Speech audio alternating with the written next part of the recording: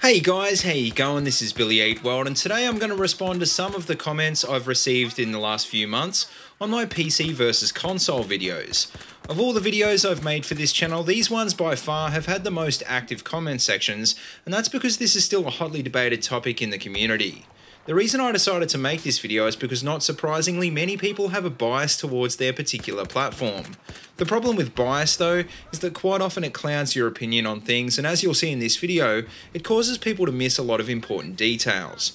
The reason I've chosen these particular comments specifically is because I think they show a good cross-section of the bad arguments in the debate. This isn't by any means a complete list of every comment I disagreed with, but these ones definitely I think are the key ones worth talking about. As always though, if you agree or disagree with anything I say in this video, let me know in the comment section below because I'd love to hear from you. Honestly, as far as I'm concerned, I'm happy for anyone to post anything they like on my videos, as long as they do it without being a complete dick.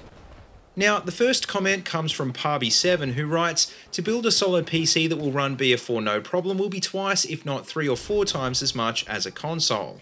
I don't think he's writing this comment because he's a fanboy of either platform, but I think this is a common mistake that a lot of people make. Even though you probably can't initially match the value of some of the console bundles out there these days, you don't have to spend a ton of money to build a decent PC. As long as you're happy with mid-level performance, it's not going to cost you double the price of a console to get a rig that can run BF4, but if you do want to run on top tier settings, then it is going to cost you a lot more.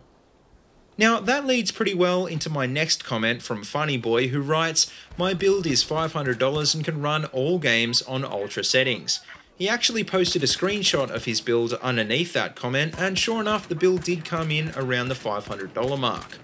Like a lot of people who make this point though, the problem is he didn't factor in the price of an operating system or the price of peripherals like a mouse, keyboard and a gaming monitor. Sure, you can get away without these, but I think any PC gamer would agree that to get the proper experience you need all of these things, which does add a lot more to the total cost of the build. Now, the next comment comes from Jake Thomas, who writes, "Mouse and keyboard will never match the accuracy of a controller." I'm not completely sure this isn't a troll comment, but I guess I should address it anyway and say that in general I think controller is not as accurate as a mouse and keyboard. That being said though, there is plenty of reasons to use a controller over a mouse and keyboard, especially for third-person games and anything involving vehicles. Also, even for FPS games, a controller can feel satisfying, and I think the sheer number of people that play COD and Battlefield on console shows that it doesn't really make the game any less fun. Now, that leads into the next comment, which is from Enigma, who writes, "Aim assist on a controller is basically an aimbot. That's cheating." He also points out that without aim assist, a controller isn't as accurate, which I think illustrates perfectly the reason why aim assist is a feature in the first place. Firstly, it's not cheating when everyone has the option to use it, and unlike PC, secondly, it's a level playing field when almost everyone is using the same type of controller. And it's funny that he brought up aimbots, which actually is cheating, and is definitely one problem PC has that you're not likely to come across on console. Now, the next comment comes from Adam Drew, who basically writes that a PC is only superior in graphics in certain games.